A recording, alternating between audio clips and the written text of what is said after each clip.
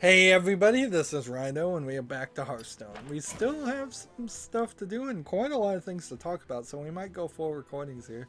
Uh, let's go back to playing with some warrior cards. So, weapon is really the best lineup I have. Um, it's a weird case here. I don't know what I want to do when we have to rebuild the cards, but I think we're probably going to go back to the way it was before. Trying to make specific decks to solve specific things doesn't seem like it's worth it. So instead, I think I'm going to make 9 wild decks and maybe 7 maybe 7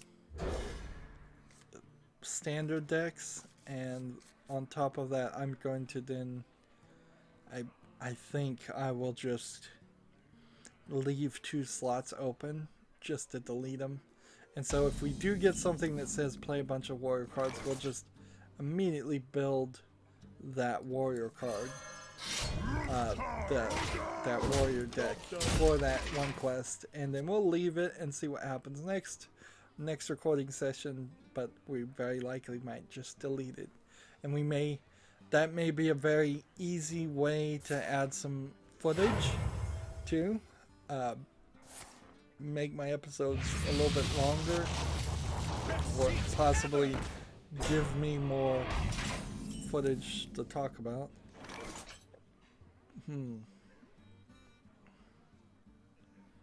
So do I want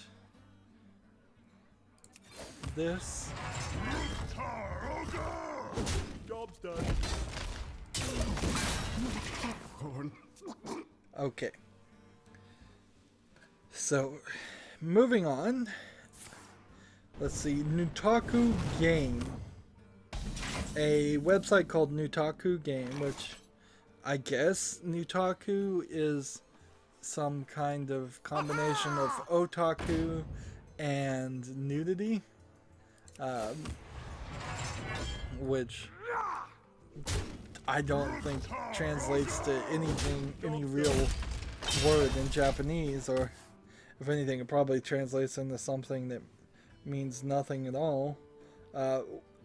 Is this website that established itself, or is establishing itself as a sex game version of Steam, which I believe we talked about this already once.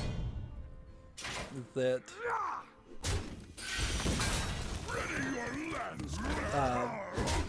that it was a slightly interesting idea, and we certainly talked about Steam Direct a little bit last recording, but I don't think it needs to be its own separate site, because Steam is slowly allowing sex games into their site. Ones that, or maybe it might be a little bit more accurate to say that they are allowing games that have nudity and sex in it as an aspect, but not as the only thing, like the main central focus. There was a story of a sex game that they took all the sex stuff out and put it on Steam, and then there was literally nothing to do, and that got on Steam. Shields up. I just think that Steam needs an adult section, honestly. In the same way, I think it needs a simple section that is for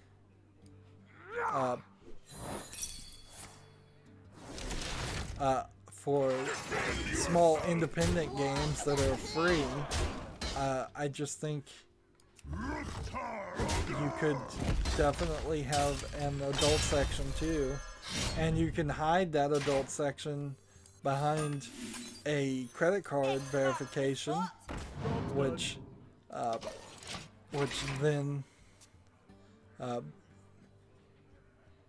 then works rather nicely, or at the very least, yeah. That they would just say, look, the name you gave us has to match the credit card, and the date of birth on the credit card, which I believe is what you get, has to be past a certain date. And that's kind of all they need to do. Walk the plank. Let's see what this is. Yeah, vaporize. I figured. Let's go ahead and kill this one. Protect my other one. And I was one short. One health short. But I'm talking about Steam right now, or barely talking about Steam. I'm barely saying anything. So instead of that, Nutaku Game has come out, and they have now started something called Komochi Red Light, which is effectively a Kickstarter on their website for sex games. I would, I guess, assume the case is that Nutaku Game is having trouble getting the people to put their games on their service and getting anything from that. And I can tell you there's probably 2 great reasons that anybody would have realized before they even started a sex game Steam. One, that you're going to need a lot of negotiating power and clout and skill to convince Japanese people that their games aren't worth a lot more money than they're worth. 2, you're also going to need a lot of negotiating skill to convince them to go in the Western world anyways. Because a lot of the sex games are designed to be only sold to a very niche market. They don't want to make 1,000 sales. It's just not what their intention was. They were planning to be small. Often, the ones that are planning to be small release the game from, well, they're kind of just licensed things. I don't even know how to say this. Like, some guy makes a sex game, and then some small-time publisher says, we'll publish that for you. And the guy will literally say in Japan, well, as long as you only make 1,000 sales, that's fine. But I don't want to make a bunch of money. And licenses and copyrights and all of that is just this huge mess. Most of these publishing companies don't even know they own things. This has been a somewhat similar issue is true with anime in general, and it's been a problem over and over again, where companies don't know that they own copyrights to certain movies because it's just in some paperwork hidden somewhere, in some file somewhere. So you may end up talking to a place that runs pachinko machines like Konami.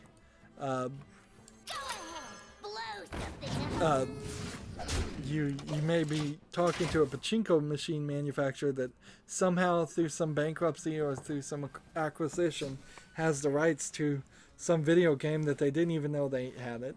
And you've got to convince them, yes, you do own the rights to us. Please sell us the rights. No, we're not going to make 1 million sales. You only made 100 sales in your entire country. No, we can't give you 99.9% of all the sales money. We have to take a commission of 30% or 50%. I wouldn't be surprised if it's something like that. There's so many issues here, and most sex games honestly are going to be Japanese. That's why it's called Nutaku Game. Is there's just not been enough other games like that from other countries, and they're certainly not going to come from the UK with this restrictive porn censorship. They're not going to come from any of the other European countries, probably. Russian people don't care enough, nor do I think there's a huge video game market of actually making games in Russia. They're just too busy stealing games and cracking them, to generalize. Like Africa, no real video game development there. Plus, a lot of African countries are heavily restrictive to. South America, no. You've really got just the United States and maybe Canada and Japan are the three major video game industries making people anyways. Let's see, I'll do this.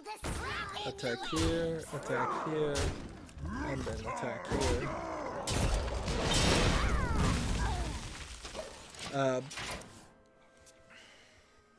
So you've got one source of the games you want to sell, which is Japan, pretty much.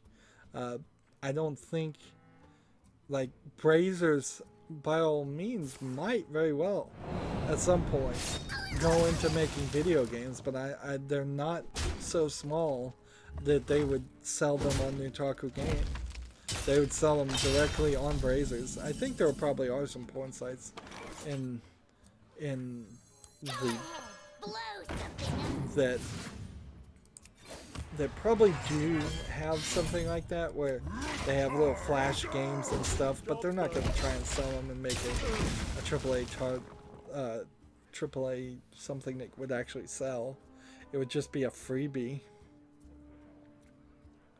So yeah, Kimochi, which I don't think that is an actual word. In fact, I could probably probably give you better names for their site. Their site should be called Hintagame. That would be what it would, if you were calling it in Japan. That would be its name. And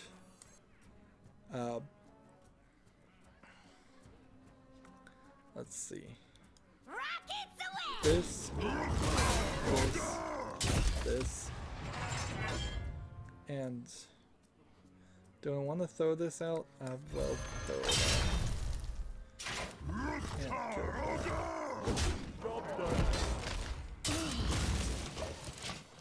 out. So the site should be called Hintagame, and the Kickstarter should be called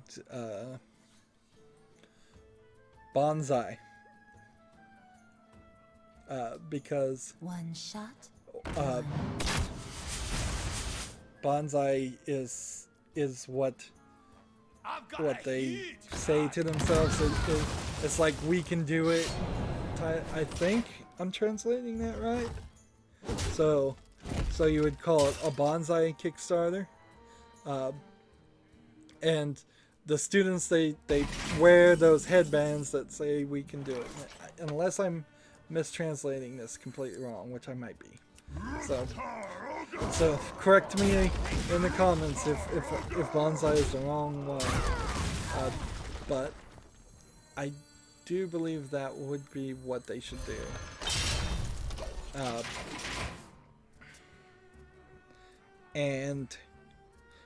Or they could just call it a red light Kickstarter.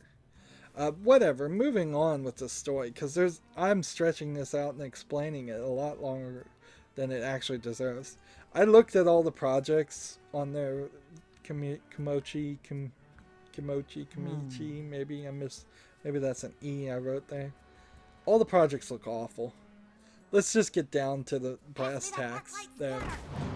All of the projects look like terribly MS Paint animated graphics. Half of them are definitely animated by Western people, probably underage people, if I'm just gonna throw it out there. Moody angsty teenagers drawing dirty pictures. that shouldn't even be on the site, but yeah, it's really bad looking, awful, awful looking.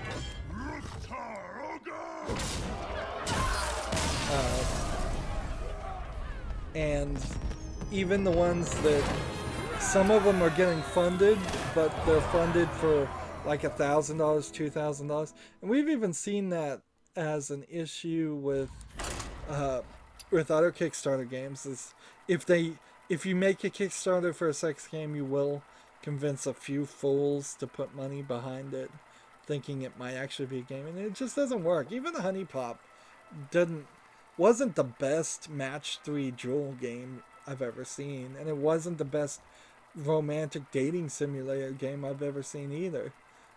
When you come from the approach that this game is so bad I know I have to sex it up, you know from the beginning it's going to be bad. And the Kickstarters on these are so much worse looking than that. I will fight. And not even RPG Maker level. It's just hand animated MS Paint. It's so bad. So to wrap up that story, that site's not going to work. Fortunately, it might push Steam to allow a few more of the good games in, but I would like to see Steam curate the good sex games into their service, like they are doing now. I think they actually are doing a good job of curation in that one aspect, and they just need to do that for all their other releases. Let's see. Well, should I talk about that yet? Let's just go down the list. Grand Theft Auto 4 runs faster on the Xbox One, and unfortunately they say that's not a good thing, because instead of having it run faster and stay at like a capped 30 frames per second, now it's running between 40 and 50, and I just don't think the human eye nor the hardware really handles doing those frame rates. We have been very much trained to love 30 frames per second and love 60 frames per second, but 59 frames, 58, 55, 50, 40 frames, 35 frames even, they feel a little bit jittery. I think the consistency is also a major factor there, is more than anything else, is that they just probably an inconsistent amount of frames feels really bad, if I was to guess. Well, I can do this, so we'll go and do this. Job's done. In return. And I wouldn't be surprised if GTA 4 has its physics engine built on top of its graphics engine, because I've seen some wonkiness in GTA. Have I seen wonkiness in GTA? Every now and then you see some glitches in it. Just there's so much footage of GTA 4, and so many people are still playing it, but that very well may be just another instance of a game that should, when it's patched up to a better system, just be locked at 30 frames per second. I am really happy with the idea of most games, if they can't do a solid 60 frames per second, just lock them at 30. It's an old game. We are already dealing with the fact that it's an old game. You already approach it from that perspective, so it doesn't really matter to me if at that. I would much rather something like that happen than to have a bad experience, a jittery experience, to have it lagging, to have it giving me trouble. I'd rather like Resident Evil 4 is a great example. I'd rather that just be locked at 30 frames per second at a low resolution and run right versus allowing me to set settings as high as I want and then the game runs wrong. That's no fun. For duty. 1 second.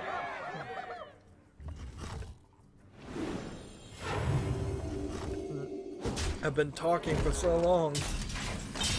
I'm drying out my throat. Moving on, Infocom is an incredibly old video game company that may or may not still exist. I'm gonna play this, and then I'm gonna play this, and let's see. Walk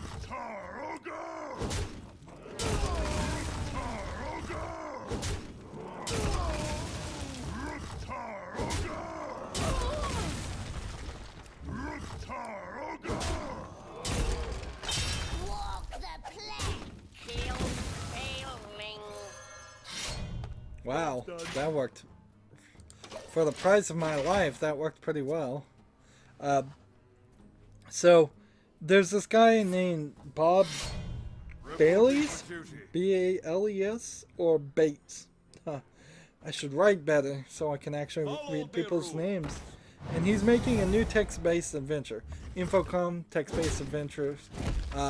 This text-based adventure is called Thaumastery. And I will never cover it at all in my life. Then, sad truth of it is, it's just like, that's never gonna happen. Like, I cannot possibly on a visual element like YouTube. I'm gonna lose here. Yeah, I totally lost. Well, I should have played the weapon. Darn it. And I don't know who really is gonna play a text-based adventure game. Sure, there's people older than me that still play video games, but I don't think they're a huge amount of people. And a good example of this is there's this game that recently came out of early access called Brutal, B-R-U-T@A-L, that takes a ASCII-based roguelike game and turns it into a 3D roguelike game with ASCII art as the actual art.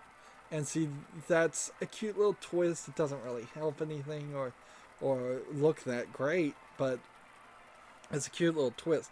But to take a text-based adventure and try to bring it out in 2017 or 2018 or even later, it's not going to sell for anything.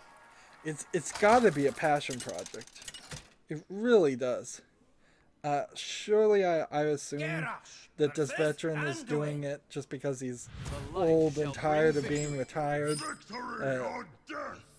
or something like that, because it's not gonna sell. He's gotta know it's not gonna sell unless he's slipped into senility, and if I make that accusation, then I'm just beating up on old people. So Job's done. weirdness abound there. So yeah, Is someone injured? the thing about text-based adventures is they were literally in every aspect replaced with just adventure games. And so Job's done. So we have adventure games, and then adventure games have several split us off because we have action adventure games, which plenty of AAA titles are that. We have point and click adventure games, which are nichely popular, if nichely is a word. Go ahead. Blow something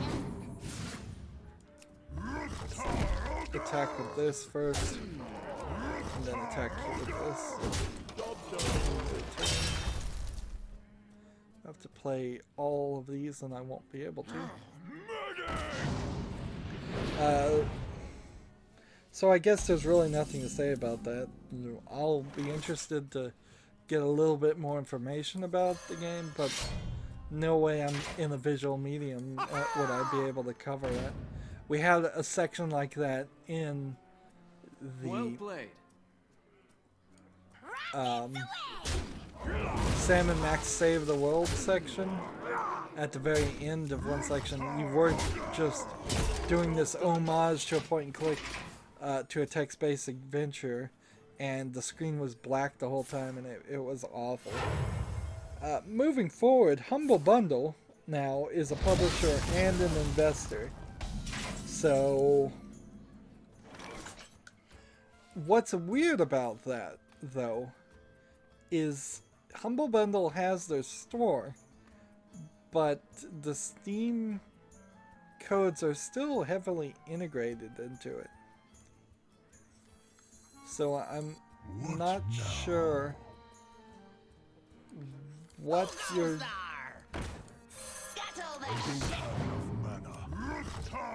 Yeah.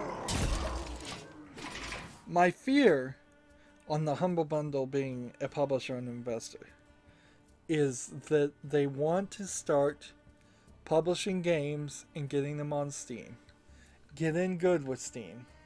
And then a couple years down the line, they're going to stop publishing on Steam. They're going to stop giving Steam codes in their Humble Bundles. And they're going to be a direct competitor to Steam, which will probably fail because there's no curation, to my knowledge, on the Humble Bundle store any more than there is anything else.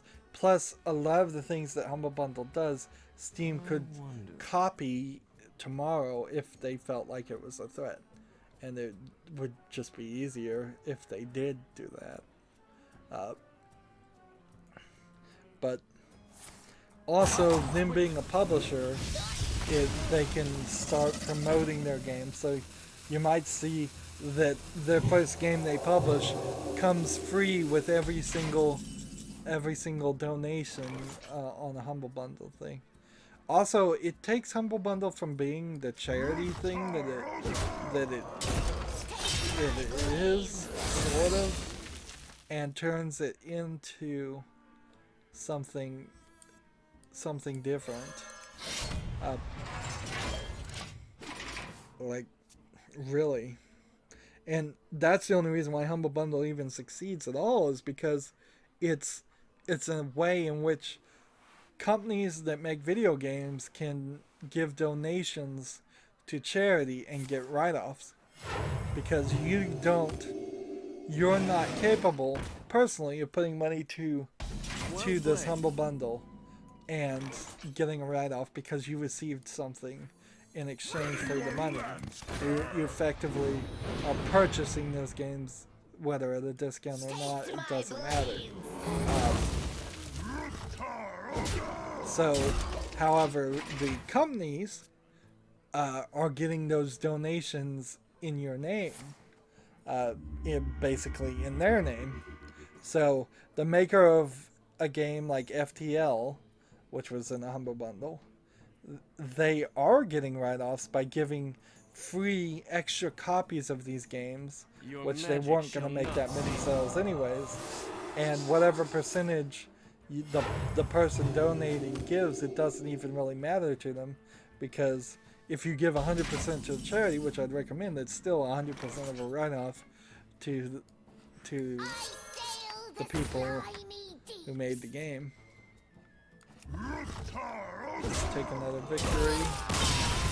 I'm taking these victories and it probably doesn't even matter, because I'm supposed to be playing warrior cards right now. And we made a decent amount of progress, but we still have like 20 more warrior cards.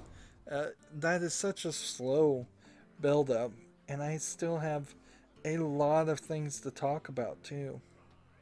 Yeah, so it's a little scary. We'll have to keep our eyes peeled, but it's a little scary for Humble Bundle to be a publisher. It was scary when GameStop became a publisher, and Song of the Deep was heavily pushed as this game they figured would make thousands and thousands of sales, and it never was going to. Uh, we don't really need more publishers at all because you can be your own publisher easily these days. Maybe if you wanted to get on the Xbox One or the PlayStation 4 or the Nintendo Switch, you'd need a publisher's help, but that's about it. PC, you don't need a publisher. Anywho, that's going to be it for this recording. As always, I ask you to like, share, subscribe, comment, and watch every second of my videos. If you want to friend or follow me on basically any social media sites, there's a whole bunch of links down below. Thank you for watching. Have a good evening.